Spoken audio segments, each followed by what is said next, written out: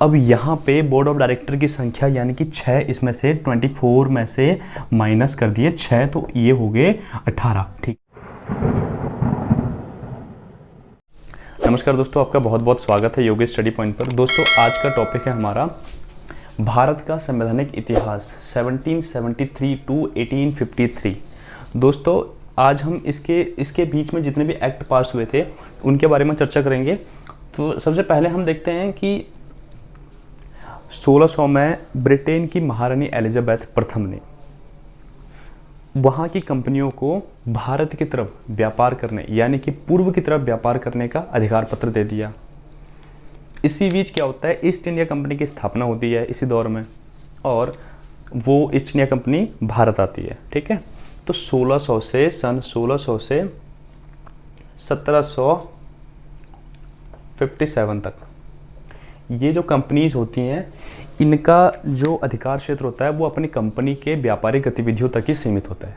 लेकिन जब प्लासी का युद्ध होता है 1757 में, उसके बाद क्या होता है, इनका अधिकार क्षेत्र बढ़ जाता है क्योंकि ये लोग अब ये वाला युद्ध जीत जाते हैं। और इस युद्ध को जीतने के बाद इनका आत्मविश्वास भी तीव्र गति से बढ़ता है और ये लोग फिर भारत की तरफ युद्धों का दौर लेके आते हैं।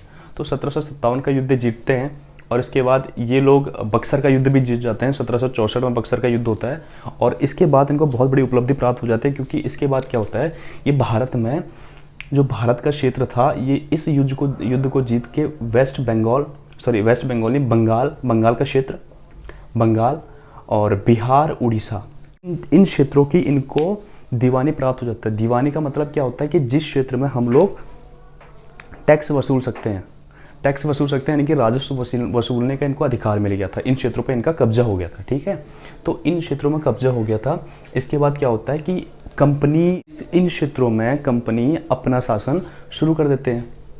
तो इसी बीच क्या होता है, 1773 का रेगुलेटिंग एक्ट पास करते हैं। ठीक है, ब्रिटेन से 1773 का रेगुलेटिंग एक्ट पास होता है और इस एक्ट के तहत क्या कहा जाता है कि गवर्नर जनरल होगा और उसके साथ में उसके 4 सदस्य होंगे उसकी सहायता के लिए। मतलब कि एक गवर्नर जनरल होगा इन क्षेत्रों के लिए और 4 सदस्य होंगे उसकी सहायता के लिए। ठीक है, और इसके बाद क्या हुआ कि इसमें 1774 में एक कलकत्ता में उच्चतम न्यायालय की स्थापना की गई। ठीक है, क्योंकि यहाँ पे जितनी भी जो आपराधिक गतिविधियाँ थी उनकी देखरेख के लिए एक न्यायालय की भी स्थापना की गई और बोर्ड ऑफ डायरेक्टर की भी स्थापना की गई। अब बोर्ड ऑफ डायरेक्टर का काम क्या था कि जो व्यापारिक और जो राजनीतिक गतिविधियाँ हैं उनकी देखरेख करने का। अब ये बोर्ड ऑफ डायरेक्टर जो था ये ब्रिटेन की महारानी के द्वारा नियुक्त किए गए लोग थे और इसमें कितने लोग थे, 24 लोग थे। ठीक है, 24 लोग थे और ये लोग यहाँ की व्यापारिक गतिविधियाँ और जितने भी राजनीतिक गतिविधियाँ थी उनकी देखरेख करते थे। और इसके बाद क्या होता है कि 1773 के बाद 1784 का पिट्स इंडिया एक्ट आता है और इस एक्ट के तहत बोर्ड ऑफ जो डायरेक्टर थे उनके साथ साथ बोर्ड ऑफ डायरेक्टर के साथ साथ बोर्ड ऑफ कंट्रोल की भी स्थापना की जाती है, बोर्ड ऑफ कंट्रोल की भी नियुक्ति की जाती है। ठीक है, तो इसमें क्या होता है, बोर्ड ऑफ कंट्रोल का काम क्या होता था, जैसे कि हमने यहाँ पे देखा कि बोर्ड ऑफ डायरेक्टर का काम होता था राजनीतिक और व्यापारिक गतिविधियों को देखना, लेकिन ये काम बहुत ज़्यादा था, इसीलिए इन लोगों ने बोर्ड ऑफ डायरेक्टर के साथ बोर्ड ऑफ कंट्रोल की भी नियुक्ति करी। अब बोर्ड ऑफ डायरेक्टर का काम व्यापारिक और राजनीतिक दोनों काम देखना था पहले, पर अब क्या हुआ, इन्होंने यहाँ पे बोर्ड ऑफ डायरेक्टर का जो काम था उसको कम करके उसको सिर्फ और सिर्फ व्यापारिक तक ही सीमित रखा। ठीक है, उसको सिर्फ व्यापारिक तक ही सीमित रखा और जो राजनीतिक गतिविधियाँ थी भारत में, जितनी भी राजनीतिक गतिविधियाँ होनी थी, राजस्व से संबंधित या फिर प्रशासनिक जितनी भी गतिविधियाँ थी उनके संबंधित जो कार्य होने थे वो सारे बोर्ड ऑफ कंट्रोल के तहत होने थे, यानी कि राजनीतिक गतिविधियों को देखेगा। ठीक है, ये राजनीतिक और ये व्यापारिक गतिविधियों को देखेगा। तो इस क्रम में इन्होंने ये दोनों की नियुक्ति करी थी। ठीक है, इसके बाद क्या होता है, गवर्नर जनरल की परिषद में सदस्य संख्या 3 कर दी गई। अब जो गवर्नर जनरल की जो परिषद थी उसमें सदस्यों की संख्या कम कर दी गई, एक सदस्य घटा दिया गया। जैसे कि हमने यहाँ पे देखा था कि गवर्नर जनरल की परिषद में एक गवर्नर जनरल होता था और उसके साथ में 4 सदस्य होते थे। अब इन्होंने एक सदस्य कम कर दिया, जो सहायक सदस्य था एक कम कर दिया गया, तो एक कम करके यहाँ पे 3 सदस्य हो गए, ठीक है, यहाँ पे 3 सदस्य हो गए। अब इसके बाद आता है 1793 का चार्टर्ड एक्ट। अब मैं आपको चार्टर्ड एक्ट की एक खासियत बता देता हूँ। चार्टर्ड एक्ट जो था वो 20 साल के लिए वैलिड था। ये 20 वर्षों के लिए वैलिड होना था, ठीक है। हर 20 वर्ष में इसमें कुछ प्रावधान किए जाने थे और प्रावधान के बाद चाहे तो इसको आगे बढ़ा दिया जाए, इस एक्ट को इसकी अवधि आगे बढ़ा दी जाए, या फिर इसको ख़त्म करके कोई और दूसरा कोई एक्ट लाया जाए, ठीक है। तो क्या हुआ, 1793 में ये चार्टर्ड एक्ट आया। इसमें बहुत बड़ा बदलाव नहीं हुआ था, लेकिन इसमें जो बदलाव हुआ था बहुत ज़्यादा महत्वपूर्ण हमारे लिए। इसमें बदलाव हुआ था कि कंपनी के सभी कर्मचारियों का वेतन भारतीय राजकोष से दिया जाने लगा। यानी कि सीधी सी बात कहे तो भारत से जो धन निकासी का सिद्धांत है यही से शुरुआत होगी थी। क्योंकि अब देख रहे हैं कि कंपनी के जो कर्मचारी हैं उनका जो वेतन है वो भारतीय राजकोष से दिया जाएगा। यानी कि जो भारत में जो भी राजस्व इकट्ठा हो रहा है वो उससे इन लोगों को, जो कंपनी के कर्मचारी है, इनको वेतन दिया जाना था भारतीय राजकोष से, ठीक है। तो यहाँ पे सीधा देखा जाए तो भारत की जो आर्थिक जो चोट होनी शुरू हो गई थी यही से हो गई थी, ठीक है। तो अब हम देखते हैं कि इसके बाद क्या होता है कि इसके बाद आता है इसकी, जैसे कि हमने देखा था कि 1793 का चार्टर्ड एक्ट आता है और इसके बाद 20 साल का इसमें था कि 20 साल के बाद ये इसकी वैलिडिटी खत्म हो जाएगी। तो 20 साल के बाद दोबारा आता है 1813 में चार्टर्ड एक्ट दोबारा आता है, ठीक है। तो इसके तहत क्या किया गया था कि कंपनी का जो भारतीय व्यापार में जो एकाधिकार था उसको समाप्त कर दिया गया। यानी कि जो भारत में ब्रिटिश ईस्ट इंडिया कंपनी के द्वारा जो उसका एकाधिकार था उसको भारत में समाप्त कर दिया गया। यानी कि ब्रिटिश ईस्ट इंडिया कंपनी की मोनोपोली जो थी वो ख़त्म कर दी गई भारत में, कि भाई अब सिर्फ ब्रिटिश ईस्ट इंडिया कंपनी ही यहाँ पे व्यापार करेगी। यहाँ पे ब्रिटेन की जो अदर कंपनीज थी वो भी यहाँ पे व्यापार कर सकती थी। अब कोई भी उनको रोक टोक नहीं था, ठीक है। तो लेकिन चाइना में जो ब्रिटिश ईस्ट इंडिया कंपनी थी उसका एकाधिकार समाप्त नहीं हुआ था। यानी कि चाइना में जो ब्रिटिश ईस्ट इंडिया कंपनी थी उसका एकाधिकार समाप्त नहीं हुआ था, ठीक है। और इसके साथ में क्या होता है, ईसाई धर्म के प्रचारकों को अनुमति दी। अब जो ईसाई धर्म के प्रचारक थे, यानी कि अगर कहें तो भारत में ईसाई धर्म का प्रचार प्रसार इस एक्ट के बाद हुआ।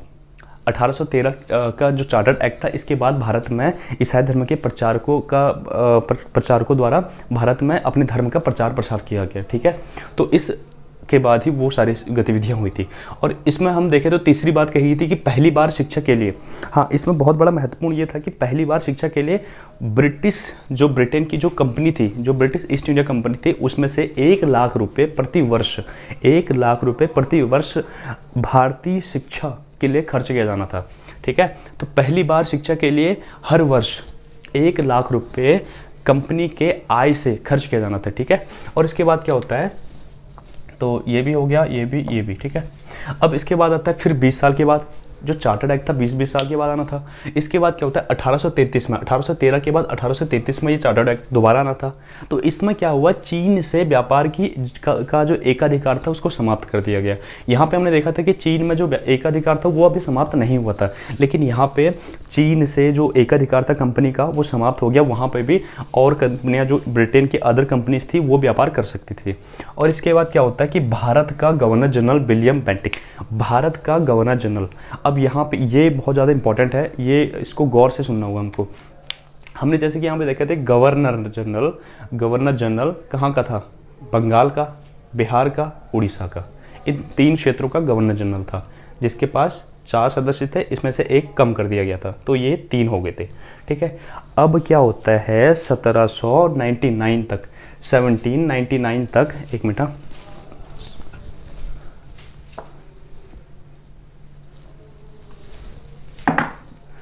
1799 तक इन्होंने मैसूर को भी जीत लिया था और 1819 तक इन्होंने मराठा को भी जीत लिया था। तो इनका जो प्रांत का जो क्षेत्र था वो बड़ा हो गया था। अब जैसे कि भारत का ये क्षेत्र में अगर मैं करूं तो यहाँ पे बंगाल और बिहार, उड़ीसा, ठीक है, ये प्रांत हो गए, ठीक है, ये हो गया पूरा क्षेत्र एक। तो इन्होंने क्या किया, जो मैसूर का क्षेत्र था वो भी जीत लिया, और यहाँ पे मराठा क्षेत्र था वो भी जीत लिया। तो इनका क्षेत्रफल जो हो गया आधा भारत से भी ज़्यादा हो गया। तो इन्होंने क्या किया, जो गवर्नर जनरल था पहले इन 3 क्षेत्रों में, अब उस गवर्नर जनरल की पोजीशन को एक लेवल और बढ़ा दिया, और उसका जो उसके आगे नाम के आगे जो लगाया वो उसको उपाधि दी गई भारत का गवर्नर जनरल, यानी कि अब वो बंदा भारत का गवर्नर जनरल होगा। अब इसके बाद आता है कि गवर्नर जनरल की परिषद में चौथा सदस्य कानून विशेषज्ञ होगा। अब यहाँ पे क्या हुआ था कि जैसे कि हमने देखा था यहाँ पे कि गवर्नर जनरल के परिषद में, गवर्नर जनरल की जो परिषद थी उसमें एक सदस्य ये था, सॉरी 4 सदस्य ये थे, इसमें से एक घटा दिया गया था ये, तब 3 हो गए थे। और अब क्या किया इन्होंने, एक सदस्य और बढ़ा लिया। अब एक सदस्य बढ़ा के अब कितने हो गए, गवर्नर जनरल की परिषद में 4 सदस्य और हो गए जो गवर्नर जनरल के अतिरिक्त थे, सहायक सदस्य। बट इसमें जो चौथा सदस्य जो इस बार नियुक्त किया जाना था वो कानून का विशेषज्ञ होगा, यानी कि वो कानून का जानकार होगा, ठीक है, वो बंदा होगा। और इसके साथ ही साथ उन्होंने दास प्रथा को गैर कानूनी घोषित कर दिया, यानी कि दास प्रथा उस टाइम तक चल रही थी और उसके बाद इन्होंने कानूनी तौर पर दास प्रथा को समाप्त करने की घोषणा कर दी, ठीक है। और इसके बाद क्या होता है, 1833 के ठीक 20 वर्ष बाद 1853 में फिर से चार्टर्ड एक्ट आता है, और इस चार्टर्ड एक्ट के साथ तहत क्या किया जाता है कि जो BOD होती है, यानी कि बोर्ड ऑफ डायरेक्टर होते हैं, उनकी संख्या 18 कर दी गई। जैसे कि यहाँ पे हमने देखा था बोर्ड ऑफ डायरेक्टर की संख्या 24 थी, अब यहाँ पे बोर्ड ऑफ डायरेक्टर की संख्या यानी कि 6, इसमें से 24 में से माइनस कर दिए 6, तो ये हो गए 18, ठीक है। 18 सदस्य हो गए, क्या, किसके तहत, बोर्ड ऑफ डायरेक्टर के तहत, जो कि बोर्ड ऑफ डायरेक्टर व्यापारिक गतिविधियों को देखते थे, ठीक है, उसमें 18 सदस्य कर दिए। और गवर्नर जनरल की परिषद में 6 नए सदस्यों की नियुक्ति कर दी, गवर्नर जनरल की परिषद में 6 नए सदस्यों की नियुक्ति कर दी। तो पहले गवर्नर जनरल की परिषद में इसको मिलाकर चौथा जो ये कानून विशेषज्ञ था, गवर्नर जनरल की परिषद में 4 थे, अब 6 और कर दिए। तो जो 4 थे ये थे तुम्हारे कार्यकारी, और ये थी विधान परिषद। एक तरह से अगर हम देखें तो विधान परिषद, ठीक है, विधान परिषद। तो इसके बाद क्या हुआ, और इसमें इस 1853 के चार्टर्ड एक्ट के तहत बहुत जो इम्पोर्टेंट है हमारे लिए, सिविल सेवकों की भर्ती की खुली प्रतियोगिता शुरुआत हुई। सिविल सेवकों की जो भर्ती थी वो 1853 के एक्ट के चार्टर्ड एक्ट के तहत ही इसकी खुली प्रतियोगिता थी, यानी कि कॉम्पिटिटिव एग्ज़ाम की जो शुरुआत थी वो यहीं से होनी शुरू हो गई थी। मतलब भारतीय जो लोग थे अब वो सिविल सेवाओं में उनकी नियुक्ति होनी शुरू हो गई थी। और ये किस समिति, मैकाले समिति द्वारा इसकी सिफारिश की गई कि भारत में भी खुली प्रतियोगिता की जाए, ठीक है, मैकाले समिति के द्वारा। अबे मैकाले कौन था, मैकाले वही व्यक्ति था जो चौथा सदस्य बना था इस कानून विशेषज्ञ, यानी कि इस गवर्नर जनरल की परिषद में जो व्यक्ति चौथा सदस्य बना था, उस बंदे के समिति की सिफारिश के ही द्वारा इस प्रावधान को किया गया। मतलब भारतीय जो सिविल सेवा है उसमें खुली प्रतियोगिता का प्रावधान किया गया उस समिति के द्वारा, ठीक है। तो दोस्तों आज की वीडियो में इतना ही था, और मिलते हैं अगली वीडियो में, तब तक के लिए जय हिंद, जय भारत।